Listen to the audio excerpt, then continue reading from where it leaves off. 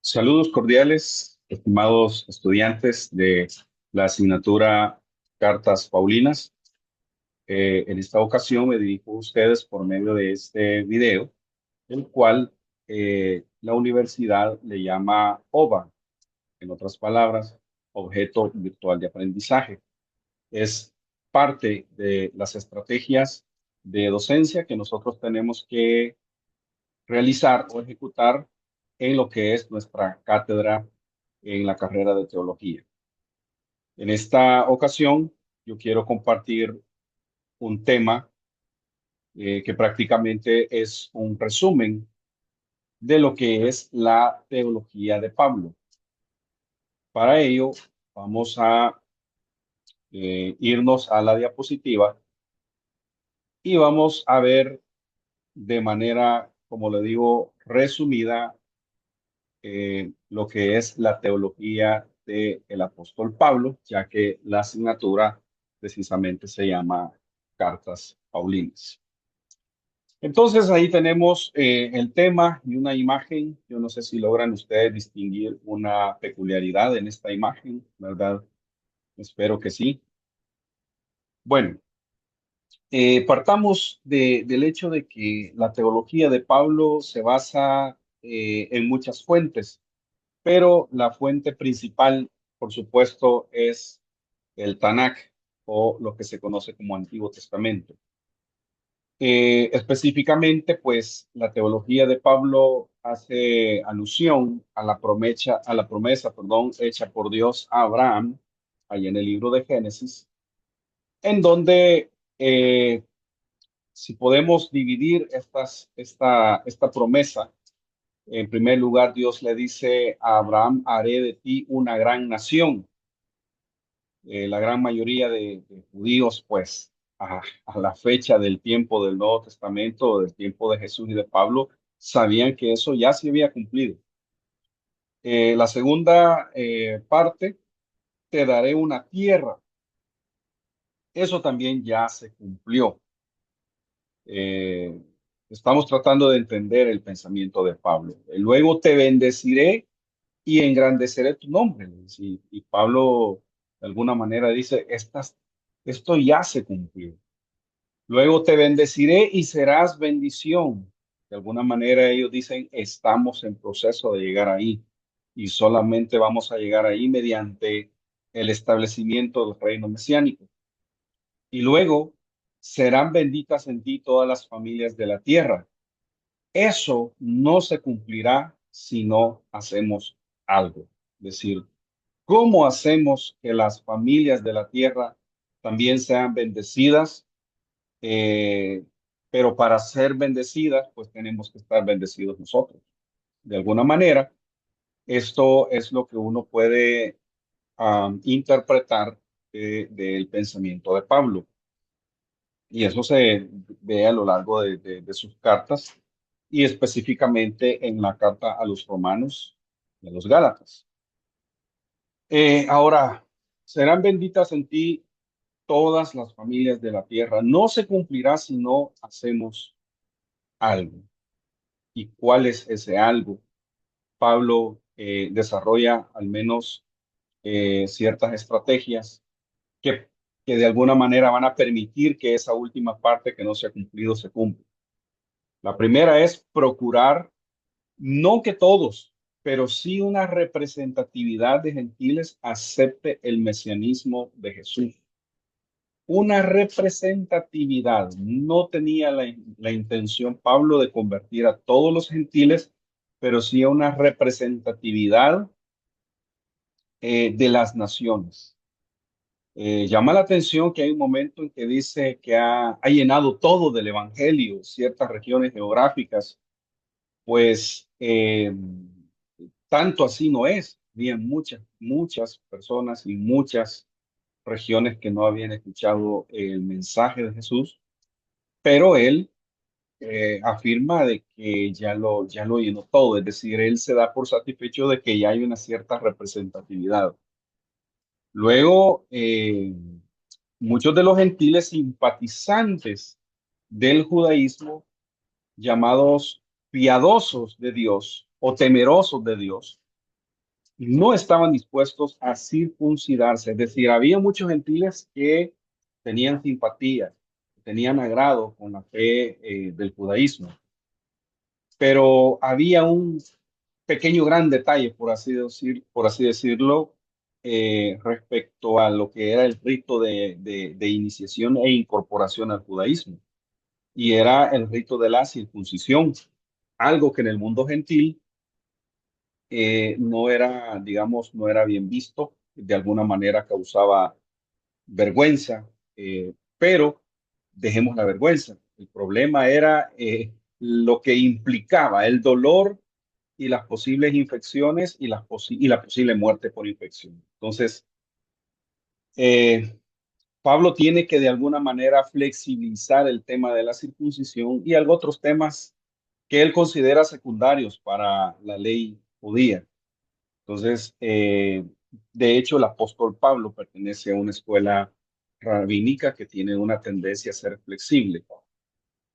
Eh, el reino mesiánico debe comprender la restauración de las 12 tribus de Israel y en eso se está ahorita.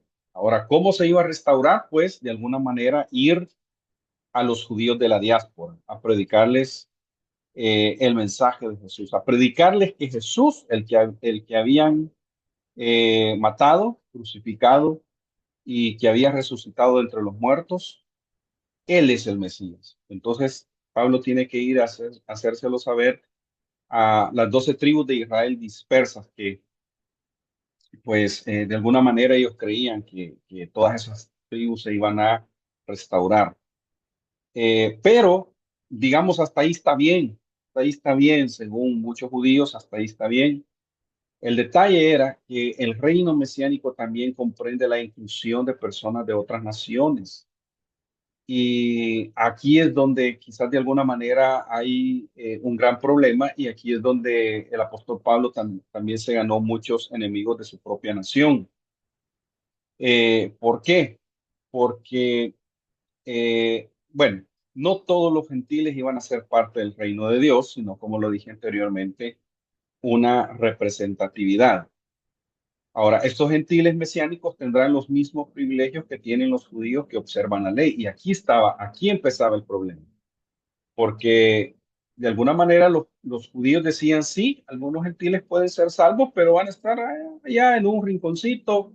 Nosotros vamos aquí a estar en el reino, gozándonos con el Mesías gobernando todo el mundo, etcétera, etcétera.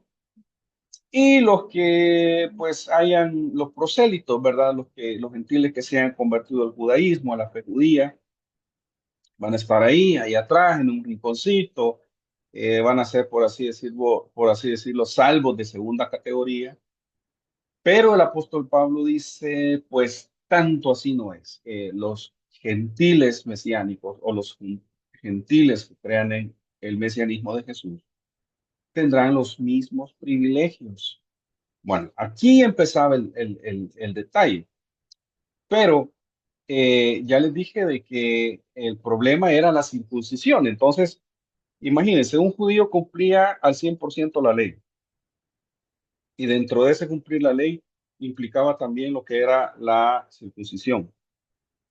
Pero, oh sorpresa, viene Pablo y dice, y estos judíos estaban seguros que ellos iban a disfrutar del reino mesiánico en su plenitud.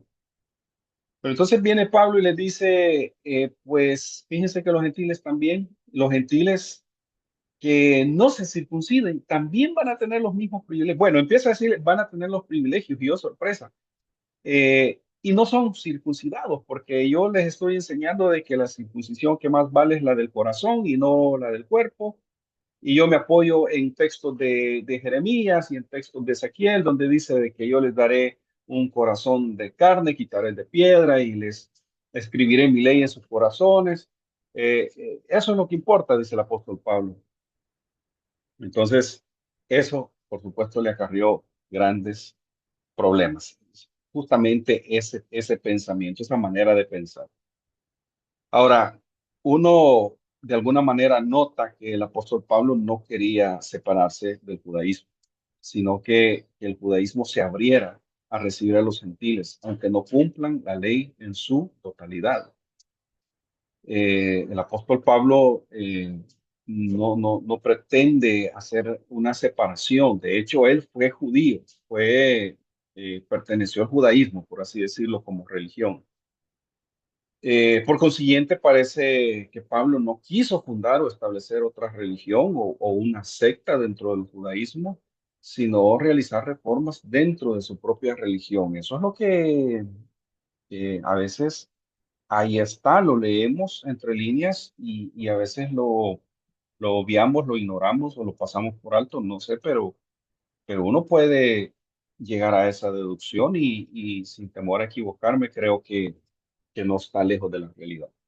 Ahora, otra cosa que se nota en términos generales en las cartas y en el pensamiento del apóstol Pablo es que Pablo no quiso escribir tratados teológicos formales, sino indicaciones para problemas y necesidades particulares de las iglesias a las que les escribe.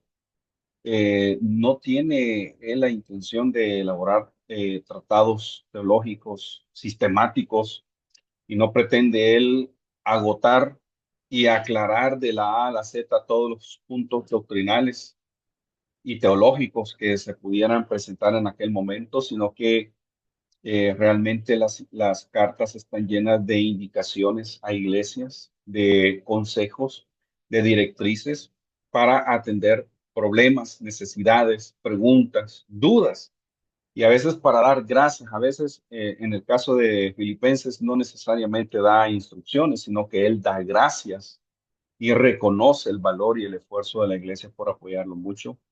Entonces, las cartas responden a ese tipo de situaciones.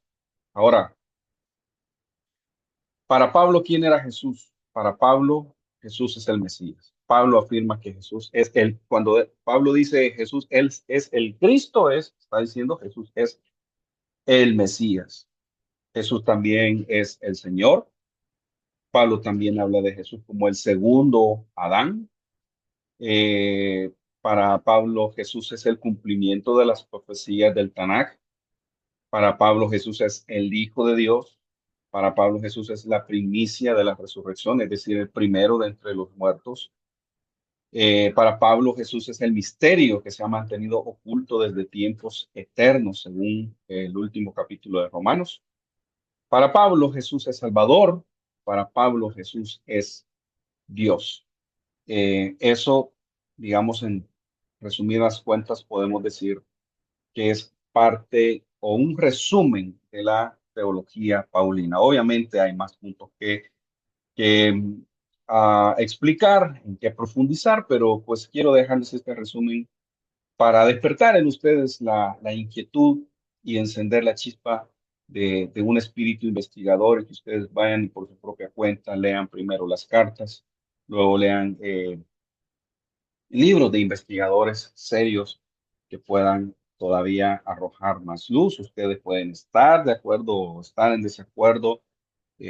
Tenemos toda la libertad, en cierto modo, de pensar eso, pero en resumidas cuentas, la teología paulina la podemos resumir, perdón, en estos puntos. Muchas gracias por su atención y bendiciones a todos.